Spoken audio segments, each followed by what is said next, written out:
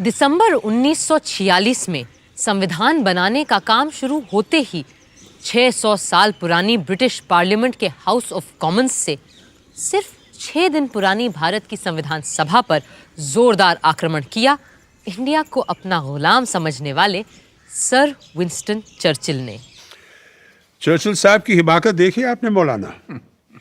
House of Commons में जनाब फरमाते हैं कि any attempt by the Congress Party to establish Hindu rule on the basis of majority will be fatal to any conception of the unity of India. This unity was a superficial appearance imposed there by the long generations of British rule. And it would pass away once the impartial guidance from the outside is withdrawn.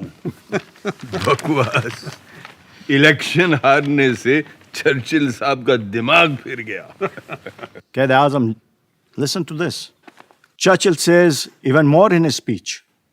The British government owed special protection to the Muslims, numbering 90 million. But today they've been outwitted and outmaneuvered.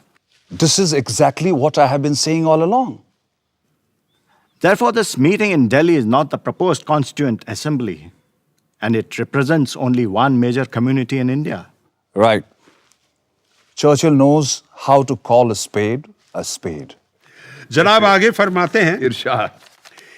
If a bride or a bridegroom fails to turn up at the church, the result is what is called a unilateral wedding. The absolute essence is that both parties should be there. और वो खुद क्या हैं? दुल्हन के बाप।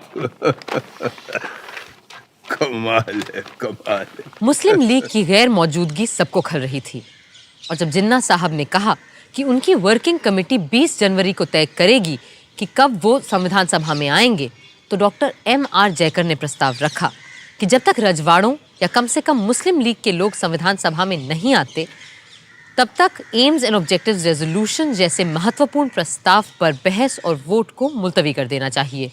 पर हर किसी को ये बात गवारा नहीं थी। If this resolution is postponed, what guarantee is there that the Muslim League will come and attend the sessions? My charge is that the Muslim League has been encouraged by the attitude of the British to imagine that if it does not come, it may be able to veto the final decision of the Constitutional Assembly. Doctor Shyama Prasad Mukherjee के ठीक बाद पहली बार संविधान सभा में बोलने खड़े हुए doctor Bhimrao Ambedkar. Today, we are divided politically, socially, and economically. We are a group of warring camps. And let me confess that I am probably one of the leaders of such a camp. But sir, I'm quite convinced that given time and circumstances, nothing in the world will prevent this country from becoming one.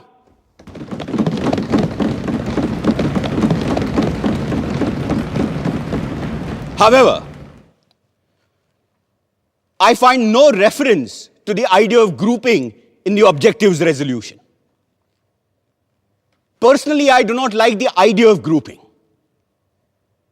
But I always thought the Congress Party had agreed that if the provinces which are placed under different groups consent to form a union or sub-federation, it would have no objection. Then why is there no mention of this? An omission that is bound to prevent the Muslim League from entering this assembly. I'm not asking you to consider whether you have the right to pass this resolution straight away or not. It may be that you have the right to do so. The question I'm asking is this: is it prudent for you to do so? जिन्ना साहब के इंतजार में AIIMS and objectives resolution का काम 21 जनवरी तक मुलतवी कर दिया गया, पर चर्चिल साहब की बेबुनियाद बातों का फौरन जवाब देना जरूरी था और ये काम किया खुद सभापति डॉक्टर राजेंद्र प्रसाद ने। लंदन के हाउस ऑफ कॉमन्स में अभी पिछले दिसंबर में मिस्टर चर्चिल ने फरमाया कि हमारी ये संविधान सभा भारत के केवल एक धर्म के लोगों की नुमाइंदगी करती है। उन्होंने ये भी कहा कि ये असेंबली सिर्फ हिंदुओं की एक सभा है, और साथ में उन्होंने ये सवाल भी उठा दिया कि whether this meeting of caste Hindus in Delhi can be regarded by the government as the constituent assembly at all. इस किस्म के बयान न सिर्फ तथ्यों के बिल्कुल विपरीत हैं, बल्कि गलत और भ्रामक बातें भी फैलाते हैं। और इसी वजह से मैं ये जरूरी समझता हूं कि आज हम यहां सच को सामने रखें।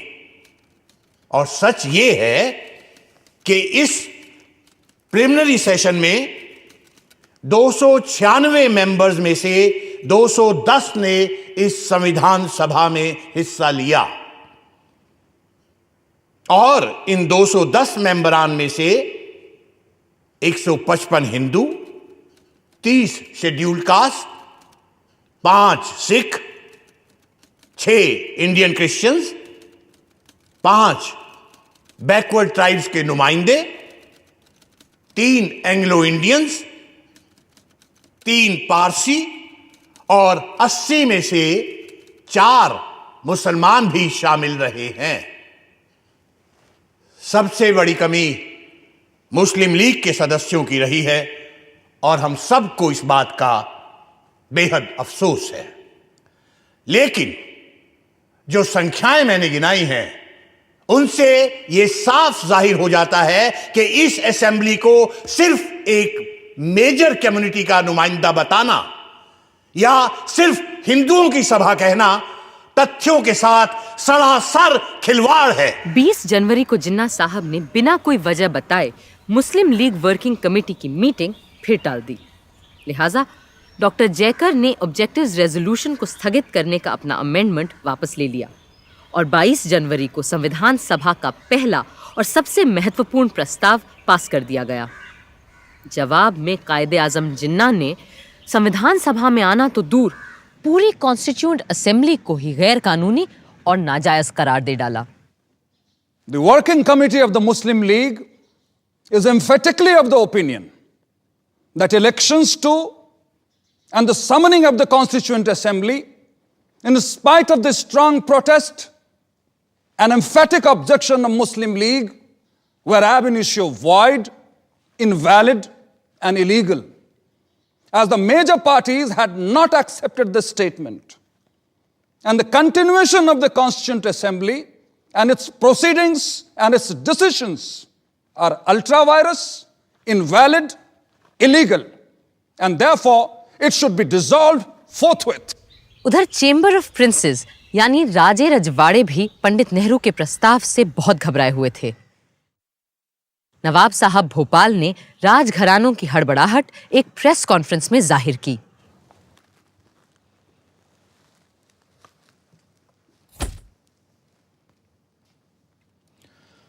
हमें मजबूरन आज ये प्रेस कॉन्फ्रेंस बुलानी पड़ी है, क्योंकि पंडित नेहरू ने कॉन्स्टिट्यूएंट असेंबली में जो रेजोल्यूशन पास करवाया है वो कैबिनेट मिशन में तय की गई बातों से बिल्कुल मुख्तलिफ है, और कॉन्स्टिट्यूएंट असेंबली में ऐसे किसी भी रेजोल्यूशन को लाने और पास करवाने के हम पूरी तरह से खिलाफ हैं। सर, जैसा कि पंडित नेहरू जी ने कहा है कि उनको ज़ाती तौर पर ना तो राजशाही पसंद है, ना राजा और ना ही नवाब, तो इस पर आपका क्या कहना है? देखिए, पंडित नेहरू को अपनी ज़ाती राय रखने की और उसका इजहार करने की मुकम्मल आज़ादी है,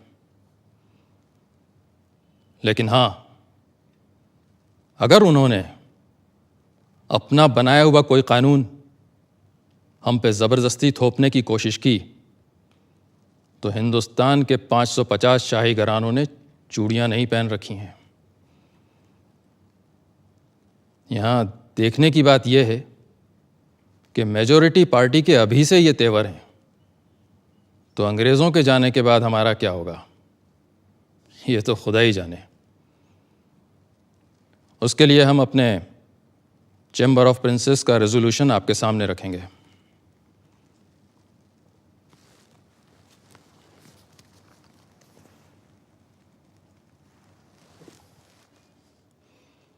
The Princess Chamber wants to make it clear in unequivocal terms that there could be no compromise on the monarchical form of government in the Indian state. Some checks and breaks have to be provided against the majority party running amok in the future governance of India. And the chamber demands that there are guarantees and assurances given that territories of the princely states are not interfered with once the British have left. And we will be free to follow our customs and rules as far as the succession is concerned.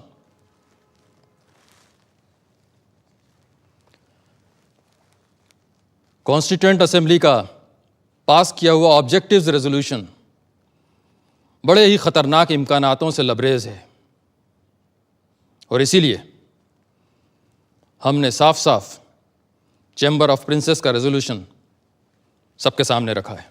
सन 47 की शुरुआत में यहाँ हिंदुस्तान में लोग संविधान सभा से तमाम उम्मीदें लगा रहे थे और तरह तरह की मांगें उठा रहे थे, लेकिन वहाँ इंग्लैंड के हाउस ऑफ कॉमन्स में प्रधानमंत्री एटली ने एक महत्वपूर्ण पर नाटकीय घोषणा कर डाली। ये ऑल इंडिया रेडियो है। आज प्राइम मिनिस्टर एटली ने एक बयान में फरमाया कि हिज मैजेस्टीज गवर्नमेंट को बड़े अफसोस से इस बात को स्वीकार करना पड़ा है कि हिंदुस्तान की मुख्तलिफ पार्टियों में अब भी शदीद इख्तिलाफ की वजह से कॉन्स्टिट्यूएंट असेंबली अपना काम ठीक से आगे नहीं बढ़ा पा रही है। इस नाजुक मौके पे गैर यकीनी हालात के होते हुए मुल्क को बड़ा खतरा है। चुनांचे हिज मैजेस्टीज गवर्नमेंट ये वाजे करना चाहती है कि एक ठोस कदम उठाने का उनका इरादा अब टल नहीं सकता और वो हिंदुस्तान की बागडोर हिंदुस्तानी हाथों में सौंपने की तारीख जून 1948 के आगे नहीं बढ़ा सकती और ब्रिटिश इंडिया की बागडोर हिंदुस्तानी हाथों में सौंपने की जिम्मेदारी होगी नए वाइसरॉय एडमिरल वाइकाउंट माउंटबेटन की, ताकि हिंदुस्तान खुद मुख्तारी से आगे चलकर एक खुशहाल और खुशबाश मुल्क बन पाए। असली इम्तिहान तो अब आएगा जवाहर, जब हमें अपनी सरकार बनानी और चलानी पड़ेगी। हम तैयार हैं बापू। सरदार के साथ मिलकर मैंने एक लिस्ट भी तैयार कर ली है। बस हमने अपनी लिस्ट में ऐसे किसी को नहीं रखा है जो हमारी सोच का हिमायती न हो और जो अब तक अंग्रेजों का चाटुकार रहा हो। सरदार, हो सकता है कि कुछ लोगों ने ऐसा किया हो, पर अंग्रेजों की सेवा करके वो हमारे दुश्मन तो नहीं बन जाते हैं ना। वो भी आखिरकार हिंदुस्तानी ही है और अगर अब उन्हें मौका मिलेगा तो वो हिंदुस्तान के लिए भी अपना हुनर दिखाएंगे। ठीक बात है बापू। कैबिनेट के 14 लोग छांटते वक्त हमें और किसी बात को नहीं, सिर्फ हुनर को तरजीह देनी चाहिए। एक और बात का ख्याल रखना होगा आपको। 14 में से 7 लोग ऐसे हों जो कांग्रेस के ना हो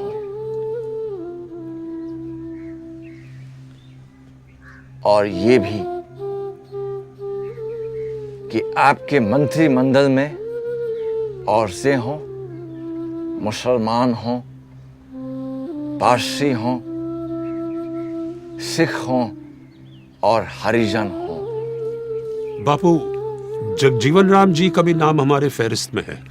और अंबेडकर, वो मेरा पुराना विरोधी है,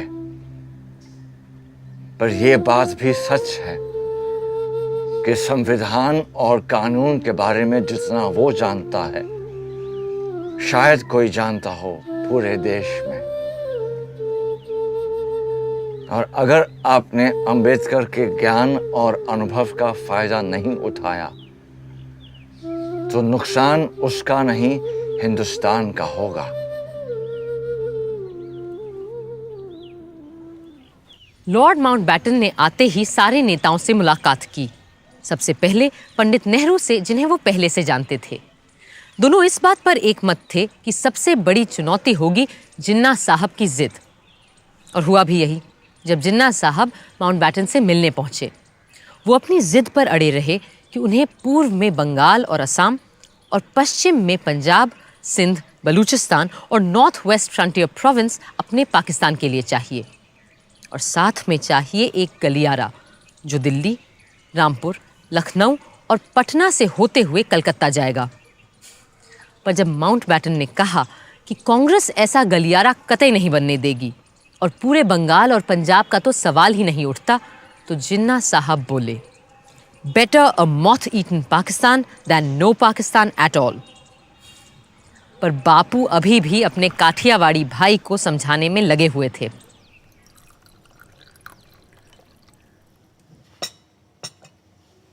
May I have some salt, please? Sure.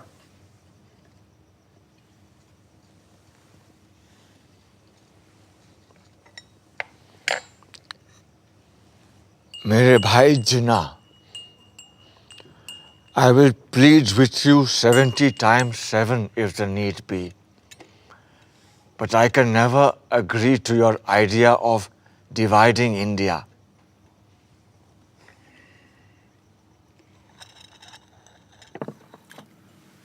In that case, let's agree to disagree on the question of partition.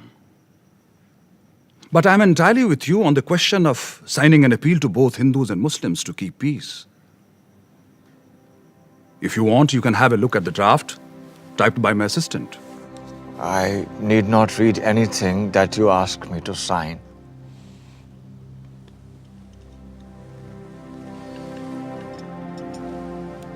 पहले आप।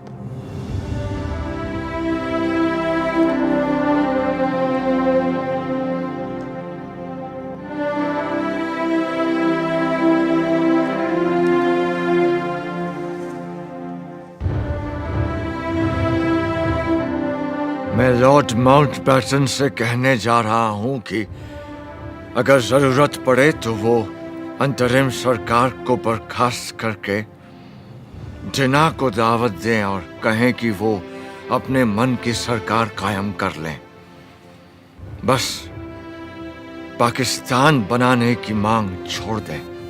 बापू, आप अपनों की बलि चढ़ाकर एक ऐसे आदमी की हिमायत कर रहे हैं जिसने सारी जिंदगी आपका विरोध किया है। अगर मेरे अपनों की बलि चढ़ाकर हिंदुस्तान बच जाता है तो सौदा महंगा नहीं है सरदार। बापू, ये आपका ज्यादा ख्याल हो सकता है। आपको लगता है कि सेंट्रल असेंबली इस बात पर आपका साथ देगी? अगर ऐसा हुआ तो तुम्हें मुझे वचन देना होगा कि कांग्रेस सदन में अपने बहुमत का इस्तेमाल जिन्ना की सरकार को रोकने के लिए नहीं करेगी।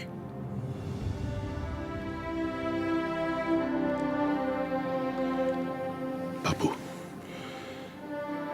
मैं हमेशा आपकी बड़ी इज्जत करते आया हूं, लेकिन अब आपकी बात मुझे अजीब लग रही है। फर्ज कीजिए हमने जबान दे भी दी, तो आपको क्या लगता है कि जिन्ना साहब एक पल भी कांग्रेस का यकीन करेंगे? और फिर सदन में इतने सारे लोगों को समझाना क्या आसान होगा कि आप सारे के सारे चुपचाप हाथ पर हाथ धरे तमाशा देखते रहो कि कैसे जिन्ना जैसे तानाशाह की मनमर्जी चलती है? ना ना ना, ऐसे पागलपन के स्वांग में हिस्सा लेने के बजाय मैं सभा से इस्तीफा देना पसंद करता हूँ। बापू, लॉर्ड माउंटबैटन खुद जानते हैं कि इन हालात में मुस्लिम लीग को सरकार बनाने देना बिल्कुल फजूल की बात होगी। शायद आप लोग बेहतर समझते हैं। वैसे भी मेरे जैसे बूढ़े का यहाँ क्या काम? मुझे तो बिहार और बंगाल में होना चाहिए। जहां दंगे फिर भड़क रहे हैं, यहां तो आप लोग हैं ही दिल्ली संभालने के लिए।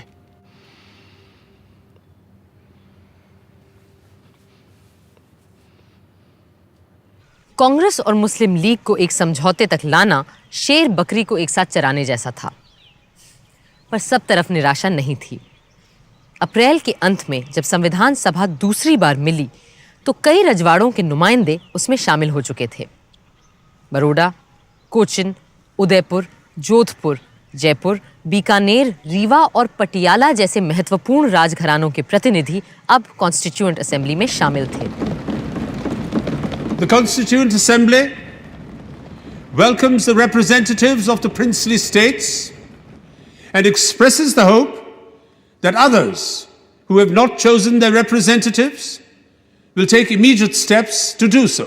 विडंबना ये थी कि जिस वक्त भारत के नागरिकों को ये डर था कि वो भारत के ही नागरिक रहेंगे या बंटवारे के बाद एक नए मुल्क के बाशिंदे बन जाएंगे, उस वक्त संविधान सभा में भी नागरिकता पर ही बात हो रही थी। Now I come to clause 3. Every person born or naturalized in the Union according to law shall be a citizen of the Union. Sir, क्या संघ में पैदा होने वाला हर बाशिंदा, भले वो जर्मन हो या जापानी, इस देश का नागरिक बन जाएगा और भारतीय नागरिक के सारे हक भी पा जाएगा? मगर इन शब्दों पर भी तो गौर कीजिए महोदय। सब्जेक्ट टू ज्यूरिसडिक्शन, यानी विदेशी राजदूतों और डिप्लोमेट्स के यहां पैदा होने वाले बच्चे हमारे नागरिक नहीं बन जाएंगे। पर मान लीजिए कोई जापानी महिला हिंदुस्तान से गुजर रही है और उसको बच्चा हो जाता है, तो क्या होगा? The American Supreme Court says that a casual visitor will not fall in this clause. And what happens to a man who is not passing through but stays for trade or some other purposes? Sir, मेरा प्रस्ताव है कि हम इस close को फिलहाल postpone कर दें और कल इस पर चर्चा करें। For the time being, let us accept the general principle. We need not manufacture a law of nationality overnight before 11 o'clock tomorrow morning. I will request lawyers and jurists who are members of this house to pay attention to this clause, and a committee of 3 lawyers is formed. Sir, I suggest that in addition to 3 lawyers, one man of common sense should also be added. And I do not exclude lawyers from the category of people of common sense. हंसी के ठहाके तो लग रहे थे, मगर स्थिति बहुत गंभीर होती जा रही थी। जिन्ना साहब अपनी जिद पूरी करके ही दम लेंगे, ये उन्होंने ठान लिया था।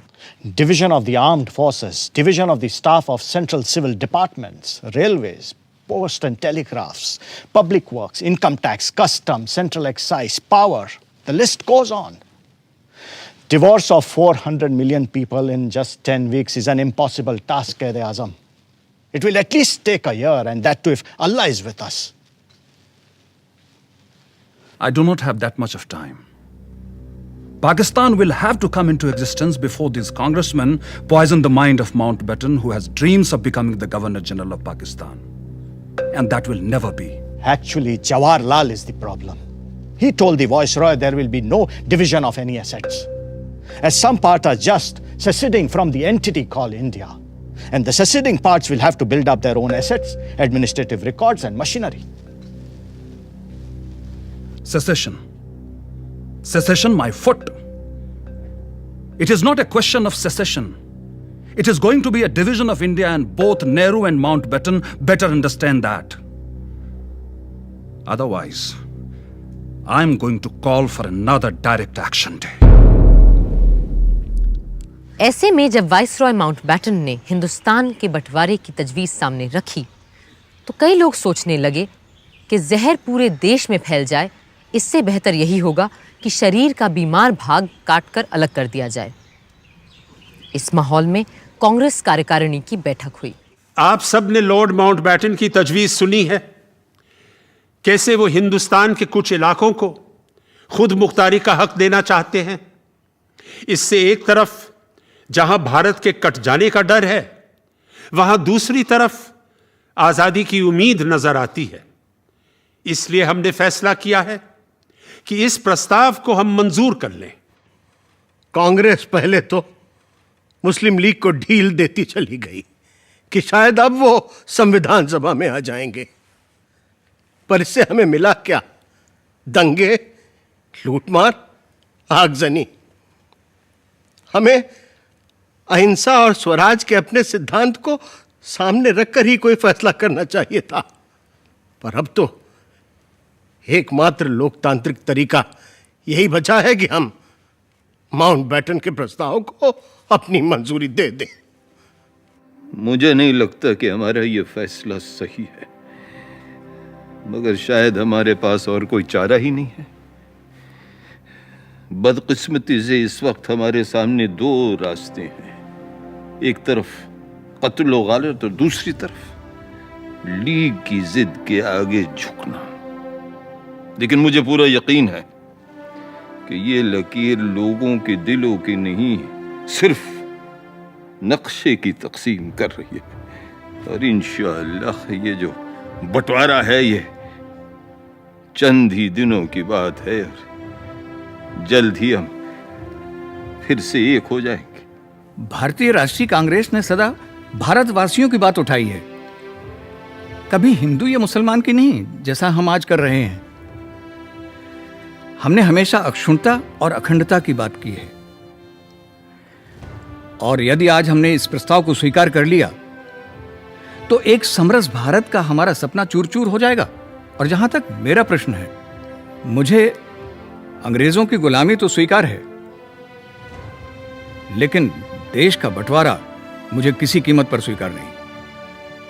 आज भारत के सामने अपनी आजादी का एक अवसर आया है। इस अवसर को क्या हम हाथ से चले जाने देंगे? ये कहना सही नहीं है कि पहले अंग्रेजों को चले जाने दो, फिर हम सब कुछ ठीक कर लेंगे, संभाल लेंगे।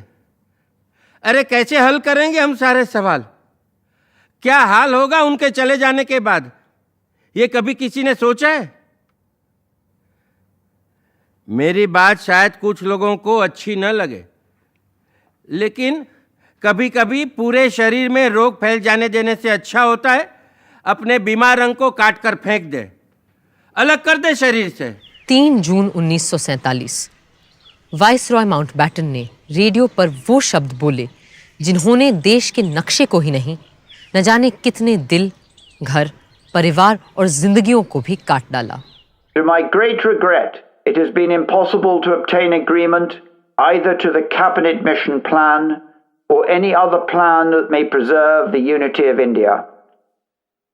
But there can be no question of coercing of any large area in which one community has a majority to live against their will under a government in which another community has a majority. And the only alternative to coercion is partition. Partition of India, partition of Punjab and Bengal. 3 जून की घोषणा ने पूरे देश में एक खलबली मचा दी थी। हर तरफ से हिंसा और तनाव की खबरें आ रही थीं, पर संविधान सभा को तो अपना काम करना था। 14 जुलाई को जब सभा दोबारा मिली तो खुशी की बात यह थी कि मुस्लिम लीग के लोग भी उसमें मौजूद थे। हाँ, भारत के सिर्फ उन हिस्सों से जो बंटवारे में नए मुल्क पाकिस्तान के साथ नहीं जा रहे थे। Members who have not yet presented their credentials will now do so and sign the register. Haji Abdul Sattar Ishaq Said from Madras. Sir, I would like to raise a point of order. Does the honorable member, Mr. Haji Abdul Sattar, still subscribe to the two-nation theory? This is not a point of order.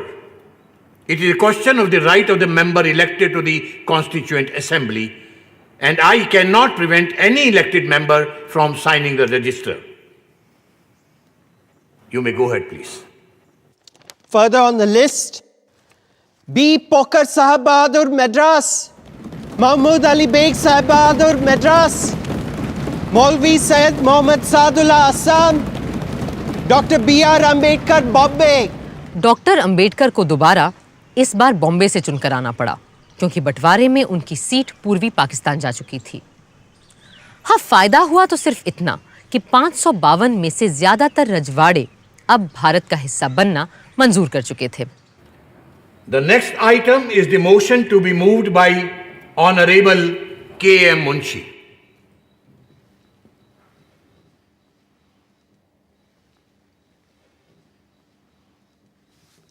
महोदय,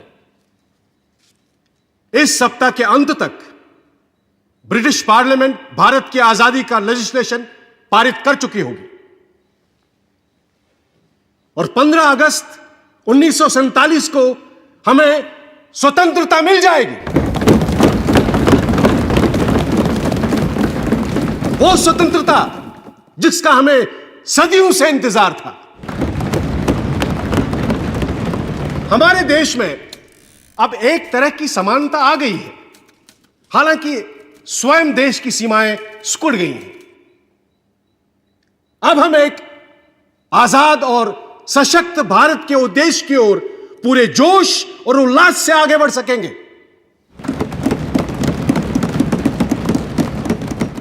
महोदय, हमारे दरमियान मुस्लिम league के नुमाइंदे भी उपस्थित हैं। मुझे पूरा विश्वास है कि वो भारत के देशभक्त और कानून का पालन करने वाले नागरिक की हैसियत से यहां रहेंगे और संविधान रचने में पूरी तरह हमारी सहायता भी करेंगे ताकि उनकी माइनॉरिटी को इस देश में एक सम्मानित स्थान मिले। Mr. President, I should have thought there was no need for any doubt whatsoever regarding the fact that we have come here as the law-abiding and loyal citizens of India. एक हफ्ते बाद 22 जुलाई के दिन पंडित नेहरू जब बोलने खड़े हुए तो उन्होंने प्रस्ताव नहीं, कपड़े के 2 टुकड़े सभा के सामने रखे। It is my proud privilege to move the following resolution. Resolve that the national flag of India will be horizontal tricolor of deep saffron, white and dark green in equal proportions. In the center of the white band, there shall be a wheel in navy blue to represent the charkha. The design of the wheel shall be that of the chakra, which appears on the abacus of the Sarnath lion capital of Ashoka. I remember the ups and downs of our great struggle for freedom and how this flag gave us the courage to go on. Many who are not present here today, many of our comrades who have passed away, held on to this flag, some amongst them even to their death, and handed it over as they sank to others to hold it aloft.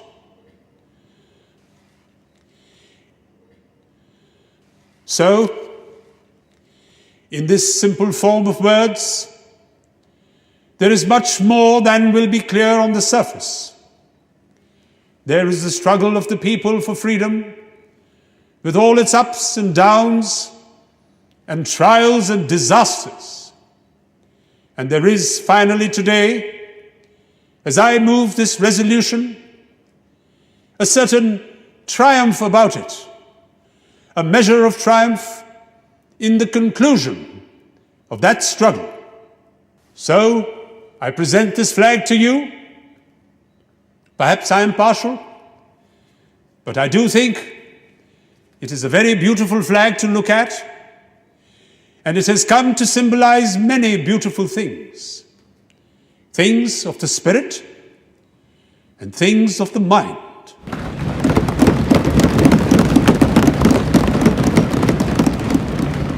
I now present to you not only the resolution, but the flag itself. One in silk, and one in cotton.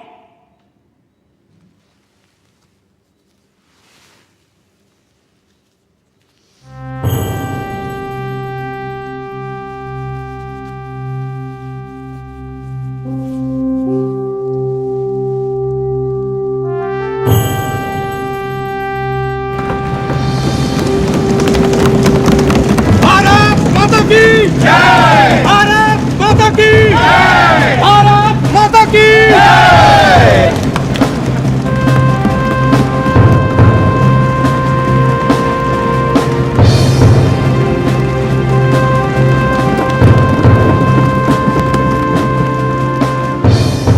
I beg to move this resolution. Mr. President, my amendment is that inside the chakra, in the white band, the swastika, the ancient Indian symbol of Shantam Shivam Sundaram, be inscribed. But now that I have seen the flag, I find it somewhat hard to fit the swastika into the chakra. In these circumstances, I beg leave to withdraw my amendment. HV Kamat साहब के लिए हर बात का विरोध करना जरूरी था, पर सदन के बाकी सदस्य हिंदुस्तान के नए परचम के साथ थे। मोहम्मद सादुल्ला ने खुलकर अपनी बात रखी। जनाब सदर, मेरे ख्याल में हमारा परचम सिर्फ परचम नहीं है, इसमें हमारी उम्मीदों के रंग हैं, हमारी जद्दोजहद और कुर्बानियों की कहानी भी है। हमारे मजहब इस्लाम में यही हिदायत दी गई है और मुस्लिम लीग की हाई कमांड और कायदे आजम का भी यही मानना है कि जो इंसान जहां रहे वहां की सरकार और आइन का वफादार रहे। और इसी उसूल को मानते हुए मैं उस परचम को सलाम करता हूं जो यहां हाउस में पंडित जवाहरलाल नेहरू ने पेश किया है। महोदय, मैं कहना चाहता हूं कि 27 वर्षों के इस स्वतंत्रता संग्राम में जिस तिरंगे के नीचे हमने स्वाधीनता प्राप्त की है, वही रंग हमारे राष्ट्रीय ध्वज के रंग हों, यह एक स्वाभाविक बात है।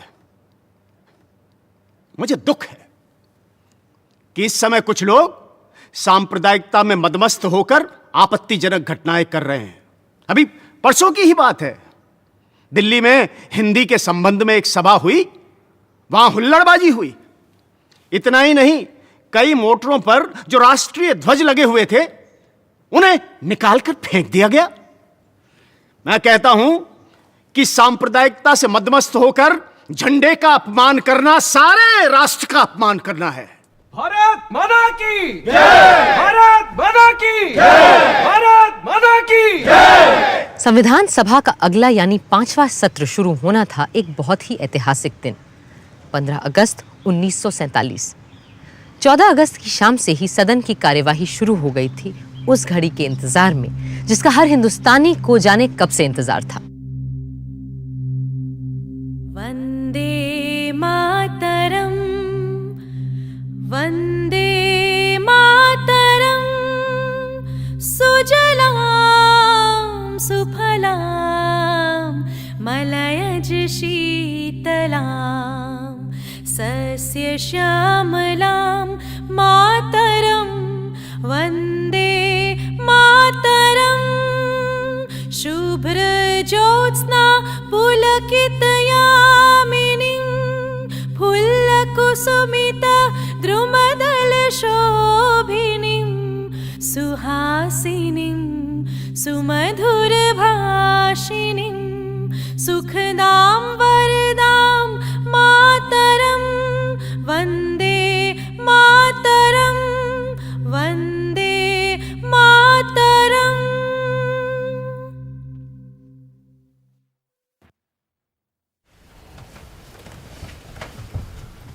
हमारे इतिहास के इस अहम मौके पर जब आज वर्षों के संघर्ष और जद्दोजहद के बाद हम अपने देश के शासन की बागडोर अपने हाथों में लेने जा रहे हैं, हमें उस परम पिता परमात्मा को याद करना चाहिए जो मनुष्यों और देशों के भाग्य को बनाता है।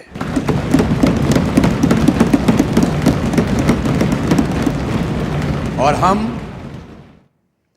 आज उन अनेकानेक ज्ञात और अज्ञात, जाने और अनजाने पुरुषों और स्त्रियों के प्रति श्रद्धांजलि अर्पित करते हैं जिन्होंने इस दिन की प्राप्ति के लिए अपने प्राण न्योछावर कर दिए।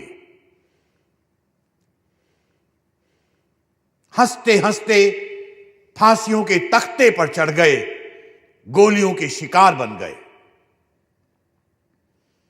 जिन्होंने जेल खानों और काला पानी के टापू में घुल घुल कर अपने जीवन का उत्सर्ग कर दिया।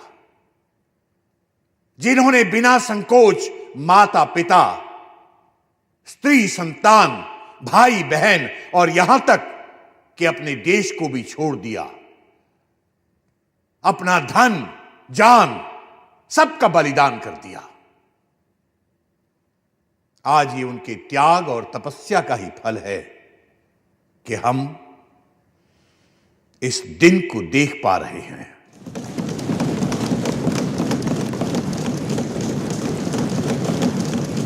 हम अपनी श्रद्धा और भक्ति का उपहार महात्मा गांधी जी को भी भेंट करें, जिन्होंने निराशा और मुसीबत के अंधेरे कुएं से खींचकर हमें बाहर निकाला।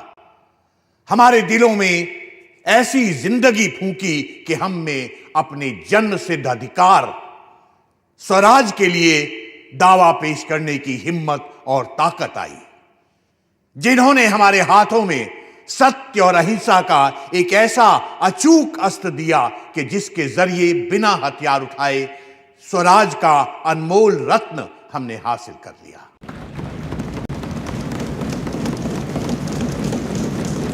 जिस देश को ईश्वर और प्रकृति ने एक बनाया था, आज उसके दो टुकड़े हो गए हैं।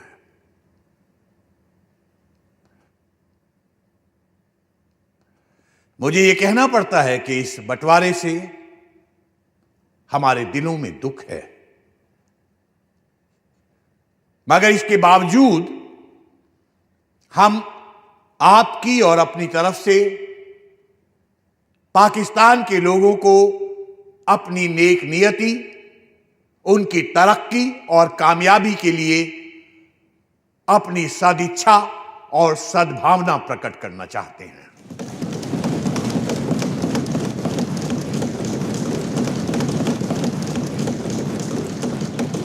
अब इसके बाद मेरा प्रस्ताव है कि हम सब उन वीरों की पुण्य स्मृति में जिन्होंने देश में और देश के बाहर हमारे स्वातंत्र संग्राम में अपनी बलि दी है, कुछ क्षण मौन खड़े रहें।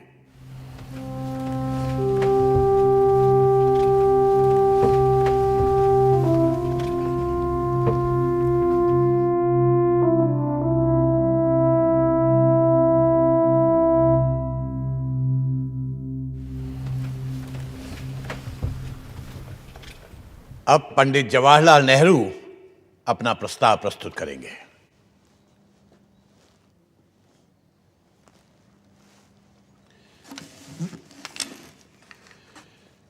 सदर साहब, कई साल हुए जबकि हमने किस्मत से एक बाजी लगाई थी, एक इकरार किया था, प्रतिज्ञा की थी। अब वक्त आया है कि हम इसे पूरा करें। बल्कि वो पूरा तो शायद अभी भी नहीं हुआ, लेकिन फिर भी एक बड़ी मंजिल पूरी हुई, हम वहां पहुंचे हैं। फिर मुनासिब है कि ऐसे वक्त में हमारा पहला काम यह हो कि हम एक प्रण, एक नई प्रतिज्ञा फिर से करें, इकरार करें आइंदा हिंदुस्तान और हिंदुस्तान के लोगों की खिदमत करने का। चंद मिनटों में यह असेंबली पूरी तौर से आजाद खुद मुख्तार असेंबली हो जाएगी और नुमाइंदगी करेगी एक आजाद खुद मुख्तार मुल्क की। हमने एक मंजिल पूरी की है और आज उसकी खुशियां मनाई जा रही हैं। लेकिन ये भी हम जानते हैं कि हिंदुस्तान भर में खुशी नहीं है। हमारे दिल में रंज के टुकड़े काफी हैं और दिल्ली से बहुत दूर नहीं, बड़े बड़े शहर जल रहे हैं। वहां की गर्मी यहां आ रही है। खुशी पूरे तौर से नहीं हो सकती, लेकिन फिर भी इस मौके पर हिम्मत से इन सब बातों का सामना करना होगा। अब मैं अपनी बात अंग्रेजी में भी पेश करूंगा। Long years ago, we made a tryst with destiny, and now the time comes when we must redeem our pledge. Not only or in full measure, but very substantially.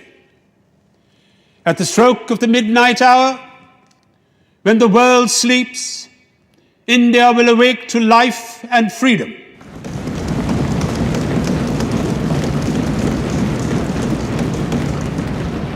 A moment comes, which comes but rarely in history, when we step out from the old to the new, when an age ends, and when the soul of a nation long suppressed finds utterance. It is fitting that at this solemn moment, we take the pledge of dedication to the service of India and her people, and to the larger cause of humanity. सारा हिंदुस्तान और पूरी दुनिया नेहरू जी के अल्फाज सुन रही थी और घड़ी के 12 बजने का इंतजार कर रही थी। I will now put the resolution to vote. Sir, Mr. President, there are 2 amendments that are standing in my name. No! But since the 0 hour is fast approaching, I do not propose to move my amendments. Thank you. I will now put the resolution to vote. The members will please express their assent by saying aye. Aye. We have resolved, as the clock strikes 12, we shall take the pledge.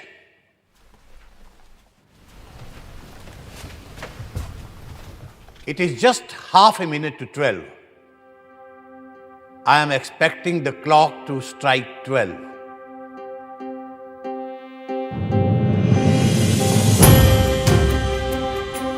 अब जबकि हिंदवासियों ने त्याग और तप से स्वतंत्रता हासिल कर ली है, मैं राजेंद्र प्रसाद, जो इस विधान परिषद का एक सदस्य हूं, शपथ लेने के बाद राष्ट्रीय ध्वज सबके सामने पेश किया गया। Shrimati Hansa Mehta will now present the national flag on behalf of the women of India.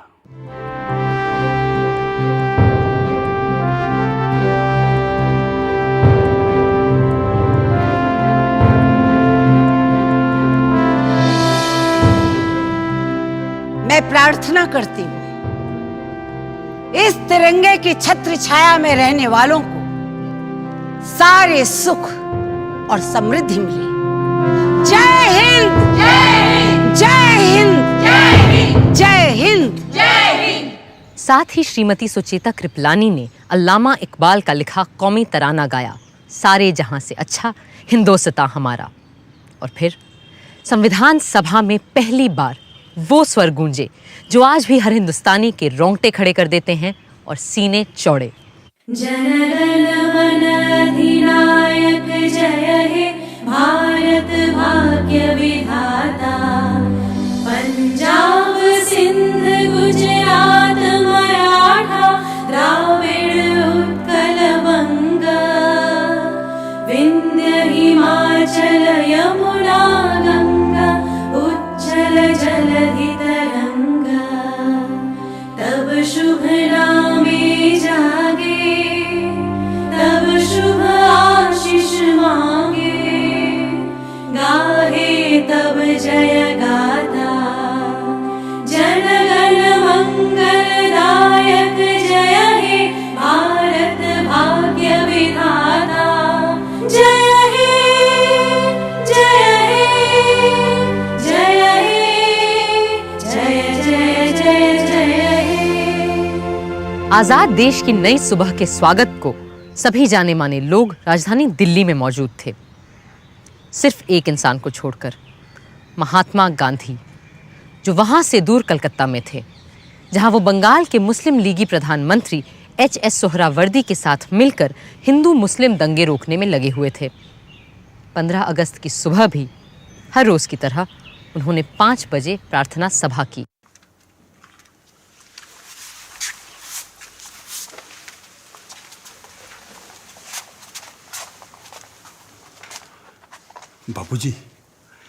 बापूजी, आज से हम आजाद हैं। तो आज आप इस खुशी के दिन को कैसे मनाएंगे? ऐसे खुशी के मौके तो ईश्वर की कृपा से ही आते हैं, सो मैं उसे याद करूंगा और धन्यवाद दूंगा। मेरा तो यही तरीका है। किंतु बापूजी, आज कुछ विशेष होना चाहिए था ना? हाँ, आज मेरे पुत्र महादेव का जन्मदिन है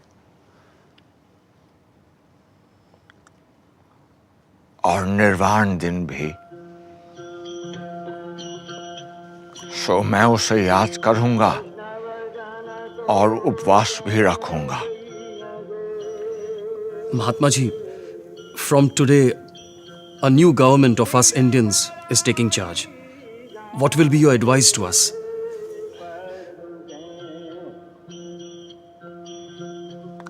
Be humble, beware of power. Power corrupts. Do not let yourselves be trapped by pomp and pageantry. Remember, you are in office to serve the poor in India's villages. सबको सन्मति दे भगवान।